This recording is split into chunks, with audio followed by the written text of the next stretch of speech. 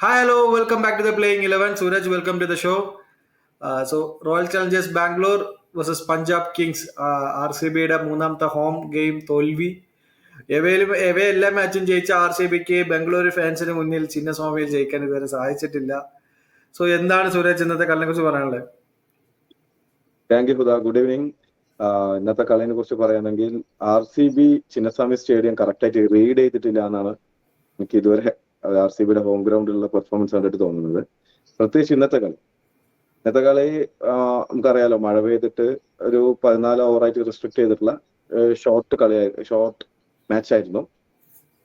അപ്പൊ അതുകൊണ്ട് ഫസ്റ്റ് മുതലേ ആർ സി ബിന്റെ ബാറ്റ്സ്മാന്റെ ഓപ്പണിംഗ് ബാറ്റേഴ്സിന്റെ അപ്രോച്ച് തന്നെ നമുക്ക് കണ്ടാൽ അറിയാം. പെട്ടെന്ന് റൺസ്, അതായത് കൂടുതൽ റൺസ് സ്കോർ ചെയ്യാനായിരുന്നു അവരുടേത്. പക്ഷെ അവർ ആ പിച്ചിന്റെ കണ്ടീഷൻ കൂടി മനസ്സിലാക്കിയിട്ട് വേണമായിരുന്നു കളിക്കാനായിട്ട്. സ്ലോ പിച്ചില് ടൈമിംഗ് മിസ് ചെയ്തിട്ട് വെറുതെ സ്ലോ ചെയ്യുക അല്ലെങ്കിൽ പവർ ഹിറ്റിംഗ് മാത്രമായി കഴിഞ്ഞാൽ റൺസ് സ്കോർ ചെയ്യാൻ പറ്റില്ല, പെട്ടെന്ന് വിക്കറ്റ് പോവും. അത് തന്നെയാണ് നമ്മൾ കണ്ടത്. സോൾട്ടിന്റെ ആയാലും കോഹ്ലിന്റെ ആയാലും പട്ടിദാറിന്റെ ആയാലും എല്ലാവരുടെ വിക്കറ്റും പോയത് ടൈമിങ് നോക്കാതെ വെറുതെ സ്ലോ ചെയ്തുകൊണ്ട് മാത്രം കുറെ വിക്കറ്റ്സ് അങ്ങനെ പോയി. അതൊന്ന് കാണാൻ പറ്റിയത്. അതെ, എനിക്ക് തോന്നുന്നത് ഇവര് 2016 തോന്നുന്നത് ഇതേപോലെ ഒരു റെഡ്യൂസ്ഡ് മാച്ച് നടന്നിട്ടുണ്ട് 15 ഓവറിന്റെ. ആ കളിയിൽ 211 എന്തോ ആർ സി ബി അടിച്ചിട്ടുണ്ട്. എനിക്ക് തോന്നുന്നത് സെയിം പഞ്ചാബിനെതിരെയാണ് തോന്നുന്നുണ്ട്. സോ അതേ റീക്രിയേറ്റ് ചെയ്യാൻ വേണ്ടിയിട്ട് അത് അന്ന് ഗെയില്, കോഹ്ലി, ഡിവില്ലിയേഴ്സ് ഉള്ള ടൈമിലൊക്കെ ആയിരുന്നു. സോ അതൊരു റീക്രിയേറ്റ് ചെയ്യാൻ വേണ്ടി അതേപോലെ ഒരു കളിച്ചതെന്ന് തോന്നി. പക്ഷെ ഈ പറഞ്ഞത് എനിക്ക് തോന്നി. കാരണം എവേ മാച്ചസിലെല്ലാം പോയി ജയിക്കുന്ന ആർ സി ബിക്ക് ഹോം ഗെയിമിൽ വരുന്ന സമയത്ത് അവരുടെ പിച്ച് കണ്ടീഷൻസിനെല്ലാം റീഡ് ചെയ്യാൻ വളരെ ഡിഫിക്കൽട്ടായി ഫീൽ ചെയ്യുന്നുണ്ട് എനിക്ക്. കാരണം ഇന്നത്തെ ഈവൻ ഒരു റൈൻ അഫക്റ്റഡ് മാച്ച് ആയതുകൊണ്ട് ടോസ് വളരെ നിർണായകമായിരുന്നു. ഓഫ്കോഴ്സ് നമ്മളെപ്പോഴും ആ ഒരു ടോസിന്റെ അഡ്വാൻറ്റേജ് പഞ്ചാബിന് എന്തായാലും ഉണ്ടായിരുന്നു. പക്ഷെ ആ ടോസ് കിട്ടി ഫസ്റ്റ് പഞ്ചാബ് ബോളിംഗ് എടുത്ത് ആർ സി ബി ബാറ്റിംഗ് വന്ന സമയത്തും കറക്റ്റായിട്ട് എത്രയാണോ ടാർഗറ്റിലോട്ട് അവർ എയിം ചെയ്യേണ്ടത് എന്നുള്ളൊരു ഡെഫിനറ്റ് പ്ലാൻ ഇല്ലാത്ത പോലെ എനിക്ക് സത്യം പറഞ്ഞാൽ തോന്നി. പറഞ്ഞതുപോലെ അവർ ഈ 15 ഓവറിലൊക്കെ ഒരു 140-150 പോവാന്നുള്ളൊരു 14 ഓവറിൽ 150-140 പോവാന്നുള്ളൊരു പ്ലാനിൽ വന്നപ്പോൾ എനിക്ക് തോന്നി. പക്ഷെ ആ ഒരു 14 ഓവറിലൊക്കെ നമുക്കൊരു 110, ഒരു 120 റണ്ണ് ഇത് ഇനഫ് ആയിരിക്കും. ഈ ഒരു കണ്ടീഷൻസിൽ ഒരു 100-110 റണ്ണ് ഇനഫ് ആയിരിക്കും, ഒരു 120 റണ്ണ് ഇനഫ് ആയിരിക്കുമെന്ന് ഉള്ളൊരു കണ്ടീഷൻ വെച്ചിട്ട് അവർ ബാറ്റ് ചെയ്തിട്ടുണ്ടായിരുന്നെങ്കിൽ എനിക്കൊരു കുറച്ചുകൂടി ബെറ്റർ ആയിരുന്നു. കാരണം ഇന്ന് ആർക്കും ഈ പറഞ്ഞതുപോലെ ടിം ഡേവിഡ് ഒഴിച്ച് നിർത്തിയ വേറെ ആരും, പട്ടിദാർ മിഡിൽ കുറച്ച് ഹിറ്റ് ചെയ്തു. പക്ഷെ പട്ടിദാർ ഒരു എലോൺ വെറിയർ ആയിരുന്നു. അതിനുശേഷം ടിം ഡേവിഡ് ഒരു ഒറ്റയാൾ പോരാട്ടം ലാസ്റ്റ് കാഴ്ചവെച്ചു. ഇന്ന് ബാക്കി എല്ലാം എടുക്കുന്ന സമയത്ത് എന്താ പറയാ, എല്ലാവരും വളരെ പത്തറ്റിക് ആയിട്ടുള്ള ഒരു പെർഫോമൻസ് ആയിരുന്നു ഇന്ന് കാഴ്ചവെച്ചത്. സോ എന്താണ് അതിനെ കുറിച്ച് പറയാനുള്ളത്? അത് തന്നെയാണ് എനിക്ക് പറയാനുള്ളത്. സംഭവം സോറി, ഒന്നുകൂടി പറയട്ടെ. കുഴപ്പമില്ല, ഇല്ലല്ലോ, പറഞ്ഞോ. അത് തന്നെയാണ് എന്റെയും ഒപ്പീനിയൻ. ഫസ്റ്റ് മുതൽ തന്നെ ഒരു പിച്ച് റീഡ് ചെയ്യാതെ വെറുതെ സ്ലോ ചെയ്യാന്നുള്ളത് നേരത്തെ പറഞ്ഞിരുന്നല്ലോ, വെറുതെ സ്ലോ ചെയ്യാൻ മാത്രമായിരുന്നു അവർ ചെയ്തിരുന്നത്. അവസാനം ടിം ഡേവിഡ് വന്നിട്ട് കുറച്ച് പവർ ഹിറ്റ് ചെയ്തുകൊണ്ട് മാത്രമാണ് ഒരു ഫൈറ്റ് ചെയ്യാനുള്ള ടോട്ടൽ അവർക്ക് കാഴ്ചവെക്കാൻ പറ്റിയിരുന്നത്. ആ ലാസ്റ്റ് 2 ഓവർ 32 റൺസ് വന്നിരുന്നില്ലെങ്കിൽ ഒരു 80, മാക്സിമം ഒരു 80 റൺസ് ആയിരുന്നു.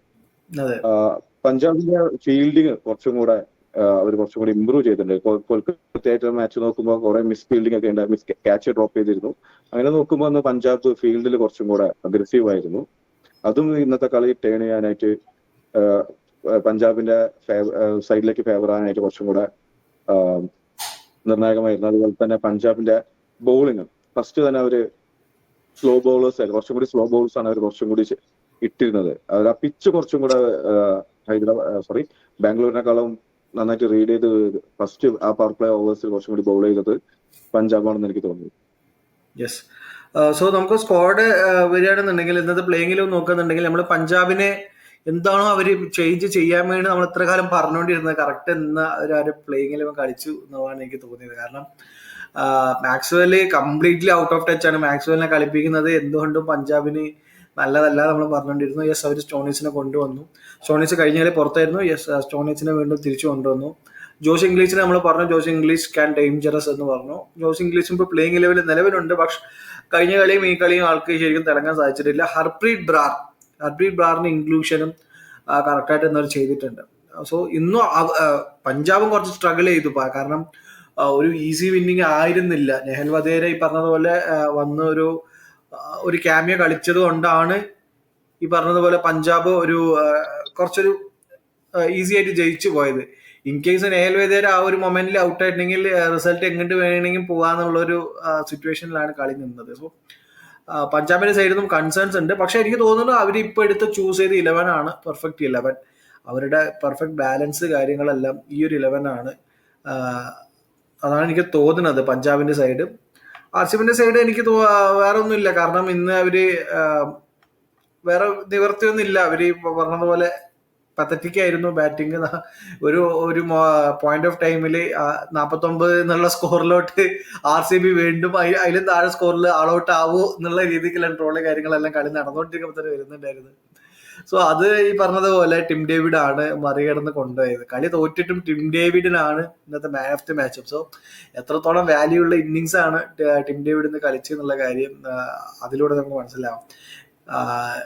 കാരണം ഓപ്ഷന് ശേഷം ബാക്കിയുള്ള എല്ലാ പ്ലേയേഴ്സിനും ലൈക്ക് ഇപ്പോ ഹേസൽവുഡിന് എടുത്തത്, ഭുവനേശ്വർ കുമാറിന് എടുത്തത്, അങ്ങനെ ഫിൽസാൾട്ടിന് എടുത്തത്, ഈവൻ ലിവിങ്സ്റ്റൺ എടുത്തതിന് പോലും ആൾക്കാർ ജസ്റ്റ് നന്നായി പറഞ്ഞിരുന്നു. പക്ഷെ ടിം ഡേവിഡ് ഈ ടീമിൽ ഒരു മിസ്ഫിറ്റ് ആവും എന്നുള്ള കാര്യത്തിൽ എല്ലാവരും ഇങ്ങനെ പറഞ്ഞുകൊണ്ടിരിക്കുന്നുണ്ടായിരുന്നു. പക്ഷെ ഉള്ള ഫോറിൻ ബാറ്റേഴ്സിൽ ഇപ്പോൾ ടിം ഡേവിഡ് ആണ് കൺസിസ്റ്റന്റ് ആയിട്ട് കളിച്ചുകൊണ്ടിരിക്കുന്നത് ആർ സി ബിക്ക് വേണ്ടിയിട്ട്. എപ്പോ സ്ട്രൈക്ക് ചെയ്യുന്നു അപ്പൊ കറക്റ്റായിട്ട് സ്ട്രൈക്ക് ചെയ്യുന്നുണ്ട്. എന്റെ ഒരു കൺസേൺ ഉള്ളത് ലിവിങ്സ്റ്റൺ ടീമിന് എപ്പോഴൊക്കെയാണോ ലിവിങ്സ്റ്റൺ ആവശ്യം അപ്പോഴൊന്നും ലിവിങ്സ്റ്റന് വന്ന് പെർഫോം ചെയ്യാൻ സാധിക്കുന്നില്ല. സോ എന്താണ് ലിവിങ്സ്റ്റന്റെ ആ ടീമിലെ പൊസിഷനെ കുറിച്ച് എന്താ പറയുക? എനിക്ക് തോന്നുന്നു ലിവിങ്സ്റ്റനെക്കാളും കുറച്ചുകൂടി റൊമേരോ ഷെപ്പേർഡിന് ടീമിൽ എന്തെങ്കിലും ചെയ്യാൻ കഴിയും തോന്നുന്നത്. കാരണം ജിതേഷ് ലിവിങ്സ്റ്റന് വരുന്ന ആ നമ്പർ 4 പൊസിഷനിൽ ജിതേഷ് ശർമ്മയ്ക്ക് അഫ്കോഴ്സ് ഒന്ന് കളിക്കാൻ പറ്റുന്ന ഒരു പ്ലെയറാണ്. ആൻഡ് ടുവേഴ്സ് ദി എൻഡ് ഫിനിഷിങ്ങിന് ഈ പറഞ്ഞ പോലെ ടിം ഡേവിഡും റൊമേരോ ഷെപ്പേർഡും ഉണ്ട് എന്നുണ്ടെങ്കിൽ അത് വലിയൊരു പ്ലസ് ആവുമെന്ന് എനിക്ക് തോന്നുന്നു. സോ ലിവിങ്സ്റ്റനെ മാറ്റി റൊമേരോ ഷെപ്പേർഡിനെ കൊണ്ടുവരുന്നതിന് എന്താ അഭിപ്രായം? ഞാൻ അഗ്രി ചെയ്യുന്നു. ലിവിങ്സ്റ്റൺ ഒരു പവർ ഹിറ്റർ ആണോ ചോദിച്ചു കഴിഞ്ഞാൽ റൊമേരോ ഷെപ്പേർഡ് ഫിനിഷിംഗ് സ്കില്ല് നോക്കുമ്പോൾ നമുക്ക് ലിവിങ്സ്റ്റൺ അതിന് മാത്രമില്ല. അതുപോലെ തന്നെ ജിതേഷ് ശർമ്മ ഒരു പൊസിഷൻ മിഡിൽ ഓർഡറിൽ കുറച്ചും കൂടി അപ്പായി കളിക്കുകയാണെങ്കിൽ കുറച്ചും കൂടെ ആങ്കർ ചെയ്ത് കളിക്കാനും അതുപോലെ തന്നെ ഹിറ്റ് ചെയ്യാനുമായിട്ടും ജിതേഷ് ശർമ്മയ്ക്ക് കഴിയും. ലിവിങ്സ്റ്റന്റെ ബൗളിംഗും അതുപോലെ തന്നെ ഓൾറൗണ്ട് എബിലിറ്റി ഉണ്ടല്ലോ ലിവിങ്സ്റ്റന്റെ ബൗളിംഗ് അതുപോലെ ഈ സീസണിൽ അവർക്കധികം പെർഫോം ചെയ്യാൻ കഴിഞ്ഞിട്ടില്ല ലിവിങ്സ്റ്റണ്. അതുകൊണ്ട് എന്തുകൊണ്ടും റൊമേരോ ഷെപ്പേർഡ് എന്ന ഫിനിഷറെ ടിം ഡേവിഡ് ആയിട്ട് നല്ലൊരു കോമ്പിനേഷനിൽ വരുമ്പോൾ കുറച്ചും കൂടെ ആർ സി ബിക്ക് നന്നായി പെർഫോം ചെയ്യാൻ കഴിയുമെന്ന് തോന്നുന്നു. അതെ. സോ റൊമേരോ ഷെപ്പേർഡ് എനിക്ക് പറയാനുള്ളത് ഒരു പ്യുവർ ബാറ്ററായിട്ട് കളിപ്പിക്കണം. ആളുടെ ഒരു ബോൾ കൊടുത്താൽ 3 ഓവർ 55 തരും, അത് വേറെ വിഷയം. സോ ഒരു പ്യുവർ ബാറ്ററായിട്ട് റൊമേരോ ഷെപ്പേർഡിനെ കളിപ്പിക്കാൻ നോക്കിയ. കാരണം ഇപ്പൊ സുയാ ശർമ്മ നന്നായിട്ട് ബോൾ ചെയ്യുന്നുണ്ട്, കുർണൽ പാണ്ഡ്യ നന്നായിട്ട് ബോൾ ചെയ്യുന്നുണ്ട്. സോ 2 സ്പിന്നേഴ്സ് ഓൾറെഡി നന്നായിട്ട് അവർക്ക് വേണ്ടി പെർഫോം ചെയ്യുന്നുണ്ട്. സോ ആ ഒരു 2 സ്പിന്നേഴ്സ് മതി. ലിവിങ്സ്റ്റന്റെ ആവശ്യം ആ ടീമിൽ വരുന്നില്ല എന്ന് എനിക്ക് തോന്നുന്നു. സോ റൊമേരോ ഷെപ്പേർഡ് വരുന്ന സമയത്ത് ആള് പറഞ്ഞതുപോലെ എക്സ്പെൻസീവ് ആണെങ്കിലും എപ്പോഴെങ്കിലും ആവശ്യമുള്ളപ്പോൾ ഒരു ഓവർ ചെയ്യാൻ പറ്റുന്ന ഒരു ബൗളർ കൂടിയാണ്. സോ എനിക്ക് തോന്നുന്നു റൊമേരോ ഷെപ്പേർഡിന് അടുത്ത കളി അവർ കൊണ്ടുവരികയാണെങ്കിൽ കുറച്ചുകൂടി ബെറ്റർ ആവും ലിവിങ്സ്റ്റന്. കാരണം ഒരു ചാൻസ് കൂടി കൊടുക്കാം. സോ ലൈക്ക് ഇന്ന് പഞ്ചാബ് എടുത്ത ഒരു കോള്, അത് പറഞ്ഞ പോലെ മാക്സ്വെലിനെ പോലെ ഒരു പ്ലെയർ, കാരണം എത്ര ഫോം ഔട്ട് ആണെന്ന് പറഞ്ഞാലും മാക്സ്വെൽ എന്ന് പറയുന്ന ഒരു ബിഗ് നെയിമാണ്. സോ അങ്ങനെ ഒരു പ്ലെയറിനെ നമ്മൾ ബെഞ്ച് ചെയ്യുക എന്നുള്ളത് അതൊരു ഒരു ബ്രേവ് കോളാണ്. ആ ഒരു ബ്രേവ് കോള് ആർ സി ബിന്റെ സൈഡിൽ നിന്ന് ഉണ്ടാവണം. ലിവിങ്സ്റ്റനെ പോലുള്ള പ്ലെയറെ മാറ്റി റൊമേരോ ഷെപ്പേർഡിനെ പോലുള്ള പ്ലെയറിന് ഒരു ചാൻസ് കൊടുത്ത് സോ ആൾക്ക് എന്താണ് കാണിക്കാനുള്ളതെന്നും കൂടി നമുക്ക് അറിയണമല്ലോ. കാരണം നമ്മൾ ഒരിക്കലും ടിം ഡേവിഡിന്റെ സൈഡിൽ നിന്ന് ഇങ്ങനെ ഒരു പെർഫോമൻസ് ഈ ഒരു സീസണിൽ നമ്മൾ പ്രതീക്ഷിച്ചില്ല. സോ കാരണം ആള് കംപ്ലീറ്റ് ഫോം ഔട്ട് ആയിരുന്നു കഴിഞ്ഞ പ്രീ സീസൺസിൽ ബാക്കി എല്ലാ ലീഗ്സിലും. സോ ആള് വന്ന് പ്രൂവ് ചെയ്യുന്നു. സോ ഷെപ്പേർഡിന് നമ്മൾ അഫ്കോഴ്സ് ഒരു ചാൻസ് ഡിസേർവ് ചെയ്യുന്നുണ്ട്. ബൗളിങ്ങിൽ എനിക്ക് തോന്നുന്നില്ല വലിയ കൺസേൺസ് ഇല്ല. കാരണം ഈ ഒരു 92 എന്നുള്ള സ്കോർ പോലും അവർ ഫൈറ്റ് ചെയ്തു. കാരണം പഴയൊരു ആർ സി ബി ആണെങ്കിൽ ഇപ്പോൾ പഞ്ചാബ് ഒരു 7 ഓവറിൽ അടിച്ചു പോയിട്ടുണ്ടാവും. സോ ഇന്നൊരു ഫൈറ്റ് കാഴ്ചവെച്ചതും അവർക്ക് ഈ പറഞ്ഞതുപോലെ അവരുടെ ബൗളിംഗ് ഇന്ന് തോറ്റ സത്യം പറഞ്ഞ ബാറ്റിംഗ് കൊണ്ടാണ്. ബൗളിംഗ് ഡീസെന്റ് ആയിട്ട് തന്നെ ചെയ്തു എന്ന് തന്നെയാണ് എനിക്ക് പറയാനുള്ളത്. സോ അതാണ് ഇന്നത്തെ മാച്ചിനെ കുറിച്ച്. വേറെ എന്തെങ്കിലും പറയട്ടെ ഇന്നത്തെ മാച്ചിനെ കുറിച്ച്? ഇന്നത്തെ വർഷനെ കുറിച്ച് ആകെ പറയുന്ന വെച്ചാൽ കോഹ്ലിയുടെ ഒരു ഇന്നിങ്സ്, കോഹ്ലി കുറച്ചും കൂടെ ആങ്കർ ചെയ്ത് കളിക്കുമായിരുന്നെങ്കിൽ കുറച്ചുകൂടെ നമുക്ക് ഇന്നലെ അടേ 14 ഓവറിൽ എന്താ ആങ്കറിങ്, അല്ല 20 14 ഓവർ ഓവറിൽ ആങ്കർ ചെയ്യാൻ പറ്റില്ല. 14 ഓവർ കളിയിൽ എന്താ ആങ്കറിങ്? അത് 2 ഓവർ, ഒരു 2 ഓവർ കുറച്ചും കൂടി ശ്രദ്ധിച്ച് കളിച്ചിട്ട് രണ്ടാമത്തെ ഓവറാണ് കോഹ്ലിക്ക് ഒരു സ്ട്രൈക്ക് വരുന്നത് പാർട്ട്ണർഷിപ്പ് തന്നെ. ബിൽഡ് ചെയ്യാൻ പോലും ഉണ്ടായിരുന്നു. ഒരു പാർട്ട്ണർഷിപ്പ് ബിൽഡ് ചെയ്യാൻ പോലും RCBക്ക് കഴിഞ്ഞില്ലല്ലോ. അതാണ് ഞാൻ പറഞ്ഞത്. അതെ അതായത് ഒരു 15 ബോള്, ഒരു പാർട്ട്ണർഷിപ്പ് 15 ബോളിൽ ഒരു 20-25 റണ്ണിന്റെ പാർട്ട്ണർഷിപ്പ് ഉണ്ടായിരുന്നെങ്കിൽ ഒരു 10 ഓവറൊക്കെ കഴിയുമ്പോൾ ചിലപ്പോൾ RCB ഒരു 75-80 റണ്ണ് 4 വിക്കറ്റ്സോ 5 വിക്കറ്റ്സ് ഡൗൺ ആയാണ്. ഇതിപ്പോ 59-7 വിക്കറ്റ് വരെ അവർ പോയിരുന്നു. അതുകൊണ്ടായിരിക്കാം ഒരു 110-120 എന്ന് പറഞ്ഞ നേരത്തെ പറഞ്ഞ പോലെ 110-120 എന്ന സ്കോറിലേക്ക് കുറച്ചും കൂടി എത്തിയാണ്. ഞാൻ അതായിരുന്നു പറഞ്ഞിരുന്നത്. ലാസ്റ്റ് കളിയിൽ രാഹുൽ ചെയ്ത പോലെ, അതായത് ഞാൻ ജസ്റ്റ് ഒരു എക്സാമ്പിൾ ആയിട്ട് ഞാൻ പറഞ്ഞത്. അത് 14 ഓവറിൽ കംപ്ലീറ്റ് ചെയ്യാൻ കഴിയില്ല. സോ അതാണ് ഇന്നത്തെ കളിയിലുള്ളത്. സോ RCB വലിയൊരു ഞാൻ പറഞ്ഞ നെറ്റ് റൺ റേറ്റ് വളരെ അടിവാങ്ങാണ്ട് ഇത് രക്ഷപ്പെട്ടെന്ന് വേണം പറയാൻ, സത്യം പറഞ്ഞ. കാരണം ഞാൻ വെച്ചാൽ 22 തിരിച്ചു വന്ന് അവർ അഗ്രസീവ് മൈൻഡ് സെറ്റിൽ വന്നേരം അടിച്ച് പൊളന്ന് ഒരു 7 ഓവറിൽ അടിച്ച് കയറി കഴിഞ്ഞാൽ നെറ്റ് റൺ റേറ്റ് ഭയങ്കരമായിട്ട് അടിവാങ്ങും വിചാരിച്ചു, പക്ഷെ അത് സംഭവിച്ചില്ല. അവരുടെ ബോളിംഗ് ക്വാളിറ്റിയാണ് കാണിക്കുന്നത്. യെസ്, RCB പ്രതീക്ഷകൾ കൈവിടാനായിട്ടില്ല. സ്റ്റിൽ അവര് ഇനിയും ഒരു ഹോം ഗെയിം, അവരുടെ ഹോം ക്രൗഡിന് മുന്നേ ഒരു കളി ഇനിയും ജയിച്ചിട്ടില്ല. സോ അതും എവയാണ്. സോ നമുക്ക് നാളത്തെ കളികളിലോട്ട് പോകാം. നാളെ സൂപ്പർ സാറ്റർഡേ 2 കളികളുണ്ട്. First Gujarat Titans versus Delhi Capitals. Delhi കഴിഞ്ഞ കളി രാജസ്ഥാനോട് സൂപ്പർ ഓവറിലെല്ലാം ജയിച്ചു വരുന്ന ഒരു കോൺഫിഡൻസിലാണ്. തോറ്റുപോയൊരു കളിയെ എങ്ങനെ മിച്ചൽ സ്റ്റാർക്ക് എന്നൊരു വേൾഡ് ക്ലാസ് ബൗളർ അവര് ടീമിനെ അയാളെ എങ്ങനെ ഒരു ടീമിന്റെ ഏറ്റവും വലിയ പാർട്ടാവാം എന്നുള്ള കാര്യമെല്ലാം കാണിച്ചു തന്നൊരു കളിയായിരുന്നു.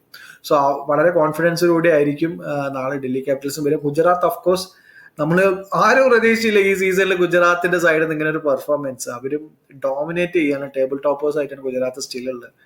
സോ എല്ലാ ഡിപ്പാർട്ട്മെന്റിലും വളരെ ഡോമിനേറ്റിംഗ് ആയിട്ടുള്ള പെർഫോമൻസ് ആണ് ഗുജറാത്ത് വരുന്നത്. സോ അതിൽ വലിയൊരു പാർട്ട് ഓഫ് താങ്ക്സ് അല്ലെങ്കിൽ അപ്രിസിയേഷൻ നെഹ്റ അർഹിക്കുന്നുണ്ട്. സോ ആശിഷ് നെഹ്റ എന്നുള്ള ഒരു കോച്ച് വളരെ അണ്ടർ റേറ്റഡ് ആയിട്ടുള്ള ആശിഷ് നെഹ്റ അർഹിക്കുന്നു. സോ നാളെ വരുന്ന സമയത്ത് എന്താണ് ആശിഷ് നെഹ്റയുടെ ഗുജറാത്ത് ടൈറ്റൻസും ഹേമന്ത് ബദാനിയുടെ ഡൽഹി ക്യാപിറ്റൽസും നാളെ മത്സരിക്കുന്ന സമയത്ത് എനിക്ക് കുറച്ചും കൂടി ബാലൻസ് ടീമായിട്ട് തോന്നുന്നത് ഡൽഹിയാണ്. ബിക്കോസ് ഡൽഹിയാണ്, അതുകൊണ്ട് ഡൽഹി ആയിരിക്കും നാളെ ജയിക്കുക എന്നുള്ളതാണ് എന്റെ ഒരു പ്രതീക്ഷ. സംഭവം എല്ലാ കളി വരുമ്പോഴും നമ്മള് ഗുജറാത്തിന്റെ ഓപ്പോസിറ്റ് നിൽക്കുന്ന ടീം അവർക്ക് എന്തോ ഒരു എഡ്ജ് ഉള്ള പോലെ തോന്നും. ഇവരെന്തോ ഒരു കുറച്ച് എവിടെയോ ഒരു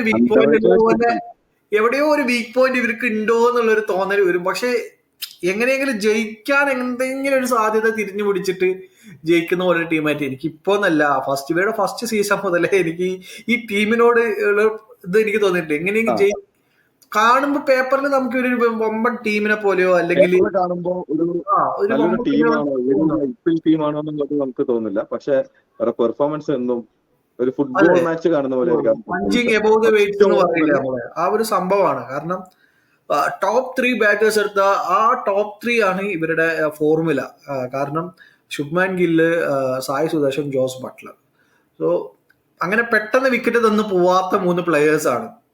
അങ്ങനെ റാഷ് ഷോട്ട്സ് കളിച്ച് പെട്ടെന്ന് നമുക്കൊരു വിക്കറ്റ് തന്നു പോവാത്ത ഒരു ടോപ്പ് 3 സെറ്റ് ചെയ്യുന്ന ബാറ്റേഴ്സ് ഉണ്ട്.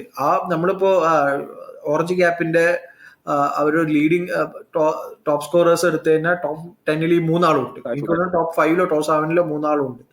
സോ അങ്ങനത്തെ ഒരു ബാറ്റിംഗ് നിര തന്നെയാണ് ഇവരുടെ ഒരു സ്ട്രെങ്ത് എന്നുള്ളത്. കഴിഞ്ഞ 1-2 കളി മുതൽ വാഷിംഗ്ടൺ സുന്ദറും അതിലോട്ട് ഇൻക്ലൂഡഡ് ആയി. വാഷിംഗ്ടൺ സുന്ദറിന്റെ വക നല്ലൊരു കാഴ്ചവെച്ചു. ഷാറൂഖ് ഖാൻ എപ്പോഴൊക്കെ ഷാറൂഖ് ഖാന്റെ നല്ലൊരു പെർഫോമൻസ് എപ്പോഴൊക്കെ ചാൻസ് കിട്ടുന്നു അപ്പോഴൊക്കെ ഷാറൂഖ് ഖാൻ പെർഫോം ചെയ്യുന്നു. ഈവൻ ഷെർഫൈൻ റുദർഫോർഡ്, നമ്മൾ ഈ ടിം ഡേവിഡിന്റെ കാര്യം പറഞ്ഞ പോലെ ഷെർഫൈൻ റുദർഫോർഡ് ടീമിൽ സർപ്രൈസ് ആയിരുന്നു. നമ്മൾ ആരും വിചാരിച്ചില്ല ഷെർഫൈൻ റുദർഫോർഡിന്റെ സൈഡിൽ നിന്ന് കൺസിസ്റ്റന്റ് ആയിട്ടുള്ള ഒരു പെർഫോമൻസ്. സോ ആള് നന്നായിട്ട് പെർഫോമൻസ് ചെയ്യുന്നു. റാഷിദ് ഖാൻ പതുക്കെ ആ ഒരു പഴയ ഫോം കണ്ടിട്ടില്ല, പഴയ റാഷിദ് ഖാൻ ഇതുവരെ കണ്ടിട്ടില്ല. പക്ഷെ സ്റ്റിൽ കഴിഞ്ഞ കളികളെല്ലാം റാഷിദ് ഖാൻ ഒരു കംബാക്കിന്റെ സൂചനകൾ റാഷിദ് ഖാൻ തരുന്നു. സിറാജ് ആൻഡ് പ്രസിദ്, കാരണം അവർ രണ്ടുപേരും ബ്രില്യൻ്റ് ആയിട്ട് ബോൾ ചെയ്യുന്നു. കഴിഞ്ഞ കളി സിറാജ് ഓക്കെ കുറച്ച് എക്സ്പെൻസീവ് ആയി, അത് സംഭവിക്കാം, ഏത് പ്ലെയറിനും സംഭവിക്കാം. ബട്ട് പ്രസിദ് കൃഷ്ണ പറഞ്ഞതുപോലെ മിഡിൽ ഓവേഴ്സിൽ അയാൾ ഏസ് ചെയ്യുകയാണ്. കാരണം ഒരു രക്ഷയില്ലാതെ ബൗൾ ചെയ്യുകയാണ് മിഡിൽ ഓവേഴ്സിൽ. എനിക്ക് തോന്നുന്നു നാളെ റബാഡ അവൈലബിൾ ആയിരിക്കും. നാളെ റബാഡയും കൂടി ടീമിൽ ജോയിൻ ചെയ്ത് കഴിഞ്ഞാൽ ദിസ് ടീം നല്ലൊരു സൂപ്പർ ടീമായിട്ട് എനിക്ക് തോന്നുന്നു. നിനക്കോ? ഗുജറാത്ത് നല്ലൊരു ടീം തന്നെയാണ്. പക്ഷെ ഹുദ പറഞ്ഞ പോലെ തന്നെ ആ ടോപ്പ് ഓർഡർ ആണ് അവരുടെ കംപ്ലീറ്റ് സ്ട്രെങ്ത്. അവർ 80% ഓഫ് ആ ടീമിന്റെ വിന്നിങ് കംപ്ലീറ്റ് ഡിപ്പെൻഡ് ചെയ്തിരിക്കുന്ന ടോപ്പ് ഓർഡർ ആണ്. ടോപ്പ് ഓർഡർ നാളെ പതറി കഴിഞ്ഞാൽ ചെറിയൊരു സ്കോറിലേക്ക് പോകും. അതുകൊണ്ടാണ് ഞാൻ ഡൽഹി കുറച്ചും കൂടെ ബാലൻസ്ഡ് എന്ന് പറഞ്ഞത്. അപ്പുറത്ത് മെഗ്വർഗ് ഫോം അല്ലെങ്കിലും രാഹുൽ അതുപോലെ തന്നെ അഭിഷേക് പോറൽ അവർക്ക് കുറച്ചും കൂടെ ബാലൻസ്ഡ് ആയിട്ട് എനിക്ക് തോന്നിയത്. ബൗളിംഗ് പറഞ്ഞ പോലെ പ്രസിദ്ധ് കൃഷ്ണയിൽ നിന്ന് നമ്മൾ ഇതുപോലത്തെ ഒരു പെർഫോമൻസ് ആരും എക്സ്പെക്ട് ചെയ്തിട്ടുണ്ടാവില്ല. പ്രസിദ്ധ് കൃഷ്ണ, സിറാജ് ഓക്കെയാണ്, ന്യൂ ബോളിൽ ഓക്കെയാണ്. പ്രസിദ്ധ് കൃഷ്ണ ഇതുപോലൊക്കെ ബോൾ ചെയ്യും, ഇതുപോലെ ഗെയിം കൺട്രോൾ ചെയ്യുന്നതൊക്കെ ആരും എക്സ്പെക്ട് ചെയ്യാത്ത ഒരു സീസൺ തന്നെയാണ് പ്രസിദ്ധ് കൃഷ്ണയ്ക്ക് ഉള്ളത്. റബാഡയും കൂടെ നാളെ ജോയിൻ ചെയ്യുവാണെങ്കിൽ ബൗളിംഗ് ഒന്നുകൂടി സ്ട്രോങ് ആവും. സോ ഡൽഹിയുടെ സൈഡൊക്കെ ഈ പറഞ്ഞ പോലെ JFKയുടെ ഫോമാണ് വലിയ കൺസേൺ. എനിക്ക് തോന്നുന്നു ഡുപ്ലസിസ് ഈ അടുത്തൊന്നും അവൈലബിൾ അല്ല. സോറി, ഡുപ്ലസിസ് ഈ അടുത്തൊന്നും അവൈലബിൾ അല്ല. എനിക്ക് തോന്നുന്നു du Plessis may be ruled out ആവാനുള്ള ചാൻസസ് പോലും ഉണ്ട്. സോ അവർക്ക് ചെയ്യാൻ പറ്റിയ മാറ്റം ഇനിയിപ്പോ എന്താണ്? JFK മാറ്റി ഇനിയിപ്പോ പോറലും രാഹുലും കൂടി ഓപ്പൺ ചെയ്യാൻ വരാം. ഡൊണവൻ ഫെരേര അവരുടെ ടീമിലുണ്ട്. ഒരു സൗത്ത് ആഫ്രിക്കൻ ഫിനിഷറാണ് ആൾ, ഒരു മിഡിൽ ഓർഡർ ബാറ്ററാണ്. സോ ഒരു രാഹുൽ ഇപ്പോൾ കളിക്കുന്ന മിഡിൽ ഓർഡർ അല്ലെങ്കിൽ ലോവർ മിഡിൽ ഓർഡറിലോട്ട് ഡൊണവൻ ഫെരേരയെ ഇട്ടിട്ട് രാഹുലും പോറലും കൂടി ഓപ്പൺ ചെയ്യിക്കാനുള്ള ചാൻസ് ആണ്. സോ അവർ JFKയിലോട്ട് സ്റ്റിക്ക് ചെയ്യുന്നുള്ള കാര്യം കൂടി അറിയില്ല. സോ അതാ ആകെ ഒരു വീക്ക് ലിങ്ക് പിന്നെ ഡൽഹിയിൽ കാണുന്നത് JFK മാത്രമാണ്, ആളുടെ ഒരു ഫോം. കാരണം ഫോം എന്ന് പറഞ്ഞാൽ ബാറ്റിൽ കൊള്ളുന്ന പോലും ഇല്ല. ചെറിയൊരു ഇന്നിങ്സ് പോലും ആളുടെ സൈഡിൽ നിന്ന് വരുന്നില്ല, ചെറിയൊരു കോൺട്രിബ്യൂഷൻ പോലും വരുന്നില്ല. അത്രയ്ക്കും ഡൾ ഫോമിലാണ് ആളുള്ളത്. സോ നാളെയും കൂടി ബാക്ക് ചെയ്യുമോ എന്നുള്ളത് നമുക്ക് അറിയില്ല. സോ എന്റെ അഭിപ്രായത്തിൽ ആളെ ഡ്രോപ്പ് ചെയ്ത് ഡൊണവൻ ഫെരേരയ്ക്ക് ഒരു ചാൻസ് കൊടുത്ത് രാഹുൽ ബാക്ക് ടു ഓപ്പണിംഗ് വരണം എന്നുള്ളതാണ്. സോ നിന്റെ അഭിപ്രായം എന്താ? എന്റെ അഭിപ്രായത്തിൽ നാളെയും കൂടെ ആൾക്കൊരു ചാൻസ് കൊടുക്കണം എന്നാണ്. കാരണം ഇത്ര ടേബിളിലെ ഫസ്റ്റ് 2 പ്ലേസുള്ള ആൾക്കാർ കളിക്കുമ്പോൾ രാഹുലിനെ ഓപ്പണറായിട്ട് ഇറക്കി കഴിഞ്ഞിട്ട് റിസ്ക് ഡൽഹി എടുക്കില്ല എന്നാണ് എനിക്ക് തോന്നുന്നത്. രാഹുൽ മിഡിൽ ഓർഡറിൽ നിൽക്കുമ്പോൾ ആ ടീമിന്റെ സ്ട്രെങ്ത് കുറച്ചും കൂടെ കൂടുതലായിരിക്കും. ബാറ്റിംഗ് ഡെപ്തും ബാറ്റിംഗ് സ്ട്രെങ്ത് കുറച്ചും കൂടെ കൂടുതലായിരിക്കും. അപ്പൊ എനിക്ക് തോന്നുന്നത് രാഹുൽ കുറച്ചും കൂടെ ഫ്രീ ആയിട്ട് കളിക്കുന്നത് ഈ സീസണിൽ മിഡിൽ ഓർഡർ ആയതുകൊണ്ടായിരിക്കും. പഞ്ചാബിൽ നമ്മൾ കണ്ടതല്ലേ ഓപ്പണർ ആയിട്ട് ഇരിക്കുമ്പോൾ. എനിക്ക് തോന്നുന്നില്ല നാളത്തെ കളിയിൽ അവര് ഈ ഒരു ചേഞ്ച് കൊണ്ടുവരുമെന്ന് എനിക്ക് തോന്നുന്നില്ല. സ്പെല്ലും നാളെ ഭയങ്കര ക്രൂഷ്യൽ ആയിരിക്കും. ഗുജറാത്താണ് ഗ്രൗണ്ട്, നമുക്കറിയാം. ഇനീഷ്യൽ ഓഫേഴ്സ് നല്ല സ്വിങ് കിട്ടുന്ന ഒരു കണ്ടീഷനാണ് Gujarat. Especially under the lights ball ചെയ്യുന്ന സമയത്ത് നല്ല സ്വിങ് കിട്ടും. ഈവൻ നാളെ ഫസ്റ്റ് ഈവനിങ്, സോ ഇത് ആഫ്റ്റർനൂൺ മാച്ചാണ്.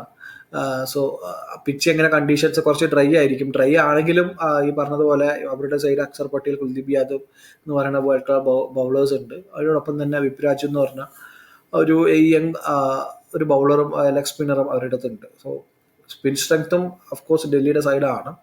ബട്ട് ഈ പറഞ്ഞ പോലെ ഗുജറാത്തിന് എന്തോ അവരുടെ സൈഡ് ഒരു മാജിക്കും ഉണ്ട്. So I M calling just for Delhi. പേപ്പറിൽ ഡൽഹി ശക്തരാണ്, ബട്ട് പറയുന്ന ഈ ഗുജറാത്തിനെ വിശ്വസിക്കാനേ പറ്റില്ല. ഇവര് എങ്ങനെയെങ്കിലും ജയിക്കാനുള്ള ഒരു വഴി കണ്ടുപിടിച്ച് ജയിക്കുന്ന ഒരു ടീമാണ്. സോ നമുക്ക് നിന്റെ പ്രഡിക്ഷൻ പറ. നാളെ ആരാ പ്രഡിക്ഷൻ? എന്റെ പ്രഡിക്ഷൻ ഡൽഹി. ഓക്കെ. നാളെ ഫസ്റ്റ് പവർ പ്ലേയിൽ കുറച്ചും കൂടെ സ്റ്റാർക്ക്, ഹുദ പറഞ്ഞ പോലെ തന്നെ കുറച്ചും കൂടെ സ്റ്റാർക്ക്. ഇതിപ്പോ ഇത്രയും കളികളിൽ സ്റ്റാർക്ക് നല്ല പെർഫോമൻസ് ഉണ്ടെങ്കിലും പവർ പ്ലേയിൽ ഇതുവരെ നല്ലൊരു പെർഫോമൻസ് ഇല്ല. നാളത്തെ കണ്ടീഷൻസിൽ പവർ പ്ലേയിലും കൂടെ സ്റ്റാർക്ക് നല്ല പെർഫോം ചെയ്യുകയാണെങ്കിൽ ഡൽഹി തന്നെയാണ്. അഫ്കോഴ്സ് കുൽദീപ് യാദവിനെ കുറിച്ച് നമുക്കൊന്നും പറയേണ്ടത് തന്നെ ഇല്ല. ഈ സീസണിൽ 11 വിക്കറ്റ് ആയിട്ട് പർപ്പിൾ ക്യാപ്പിന് വേണ്ടി കളിച്ചുകൊണ്ടിരിക്കുന്ന ഒരു ബൗളർ തന്നെയാണ്. പീക്ക് ഫോമിലുമാണ്. ധോണി ക്യാപ്റ്റൻ ചെയ്യുമ്പോൾ കുൽദീപ് ചഹൽ എങ്ങനെയാണോ ഇരുന്നത് ആ സമയത്ത് കുൽദീപ് അതിനുശേഷം ഈ ഒരു 1 ഇയർ ആയിട്ട് കുൽദീപ് ഭയങ്കര പെർഫോമിംഗ് ആണ്. സോ നാളെ രണ്ടാമത്തെ മത്സരം Rajasthan Royals versus LSG.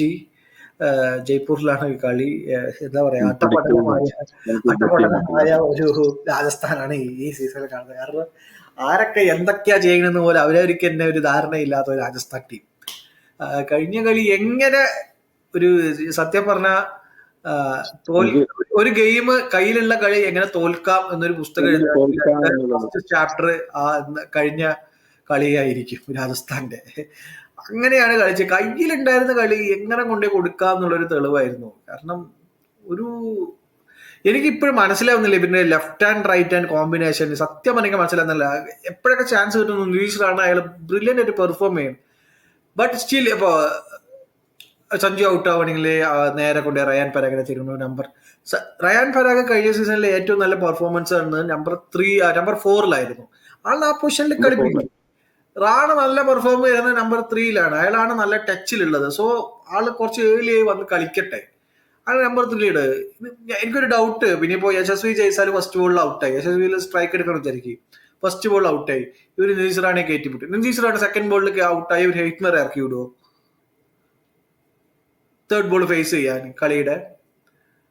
So completely എന്താ പറയാ, സമയക്കാരുണ്ടായിരുന്നപ്പോ ആ ഒരു ടീമിന് ഒരു സ്ട്രക്ചർ ഉള്ള പോലെ എനിക്ക് തോന്നി. കാരണം യെസ് അവര് എപ്പോഴെങ്കിലും ബ്രേക്ക് ചെയ്ത് ആ ബാറ്റിംഗ് പൊസിഷൻ ബ്രേക്ക് ചെയ്ത് ഇടയ്ക്ക് അശ്വിൻ ഒന്ന് കളിച്ചിരുന്നു. പക്ഷെ ക്രൂഷ്യൽ ആയിട്ടുള്ള എപ്പോഴും വിക്കറ്റ്സ് ക്രംബിൾ ചെയ്ത് പോകുന്ന സമയത്ത് ഒരു സ്റ്റെബിലിറ്റി വേണ്ട സമയത്ത് അശ്വിൻ വന്ന് ഇടയിൽ തിരികുമായിരുന്നു. പക്ഷെ ഇത് ഈ പറഞ്ഞതുപോലെ എനിക്ക് ലെഫ്റ്റ് ഹാൻഡ് റൈറ്റ് നീ വേൾഡ് ബെസ്റ്റ് പാർട്ട്ണർഷിപ്സ് എടുക്ക്. ഓപ്പണിംഗ് അല്ലെങ്കിൽ വേൾഡ് ബെസ്റ്റ് പാർട്ട്നേഴ്സ് ബാറ്റിംഗ് പാർട്ട്നേഴ്സിന് എടുക്ക്. അവര് left hand right hand കളിച്ചിട്ടാ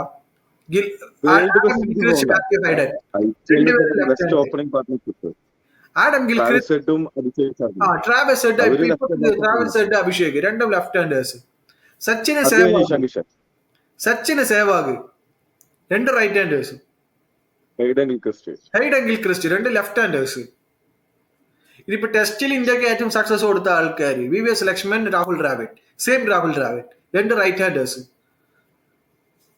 so Hayden Langer അപ്പുറത്ത് ഓസ്ട്രേലിയ പറയുകയാണെങ്കിൽ ഹെയ്ഡൻ ലാംഗർ,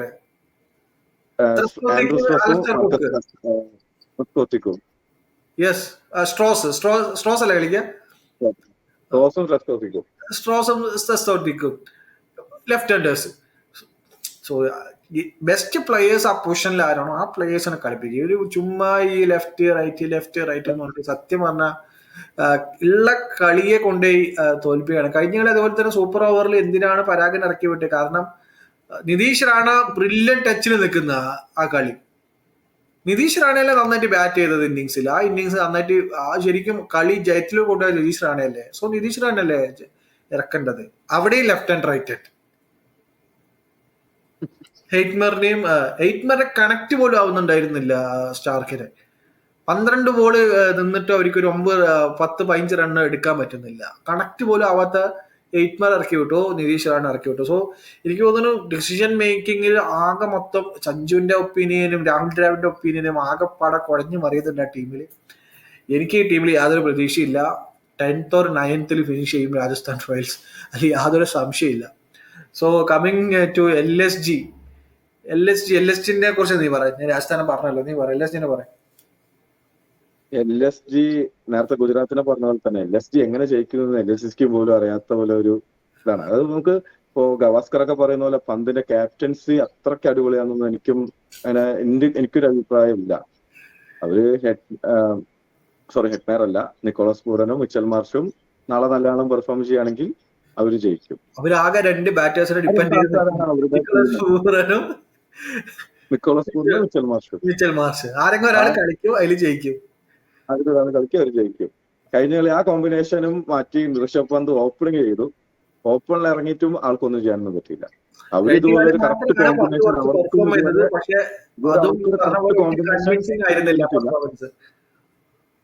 ബൗളേഴ്സിന്റെയും ഈ 2 ബാറ്റ്സ്മാൻമാരുടെയും ഒരു പെർഫോമൻസ് കാരണം കൊണ്ട് മാത്രം ജയിച്ചുകൊണ്ട് പോകുന്ന ഒരു ടീമാണ് LSG.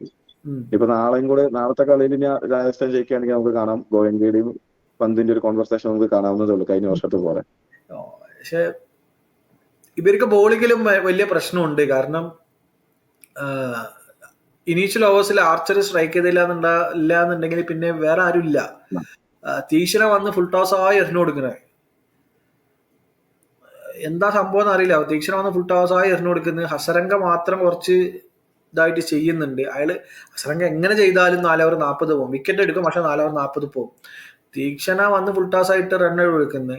സന്ദീപ് ശർമ്മ കഴിഞ്ഞ 2 കളിയായിട്ട് സന്ദീപ് ശർമ്മ ആളുടെ കപ്പാസിറ്റി ഒരു 50% ചെയ്യുന്നില്ല. കാരണം കഴിഞ്ഞ കളിയൊക്കെ നോക്കിക്കഴിഞ്ഞാൽ സൂപ്പർ ഓവറിലൊക്കെ ഓവർ നോക്കിക്കഴിഞ്ഞാൽ കുത്തി ബൗൺസ് അല്ല. ആളുടെ സ്ട്രെങ്ത് നമ്മളെ കണ്ടിട്ടുള്ളതാണ്. നല്ല യോർക്കേഴ്സ്, നല്ല വൈഡ് യോർക്കേഴ്സ് എല്ലാം നല്ല അക്യുറസിയിൽ എറിയുന്ന ഒരു ബൗളറാണ്. സോ അത് ഡെത്ത് ഓവേഴ്സിൽ അത് ട്രൈ ചെയ്യാണ്ട് വെറുതെ സ്ലോ ഓവർ ബൗൺസ് അത് കാരണം വളരെ പ്രഡിക്റ്റബിൾ ആണ്. അതാണ് പ്രശ്നം.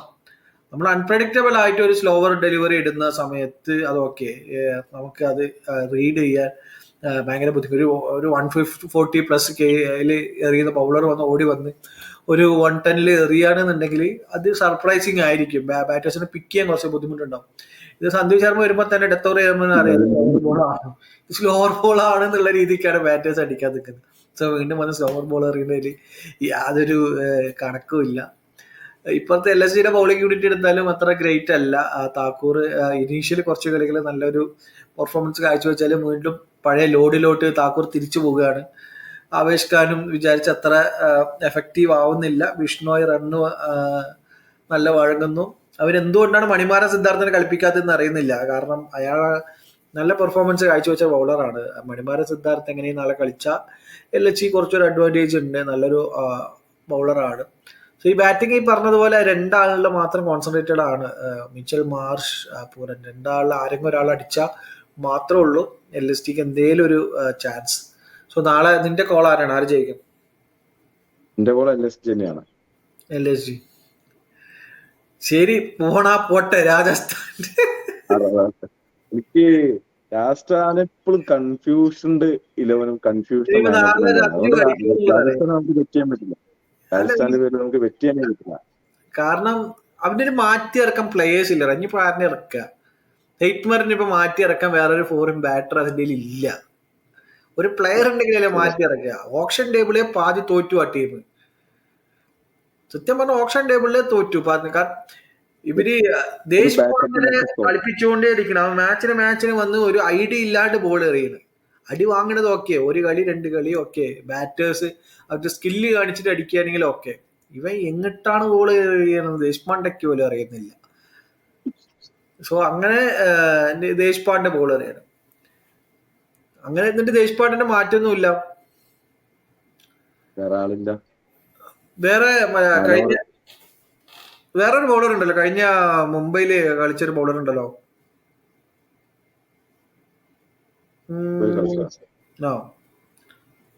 ആകാശ് മധുവാൾ. പറഞ്ഞാൽ എക്സ്പെൻസീവ് ആണ്. ആയാലും ഇവൻ ദേശ്പാണ്ഡെ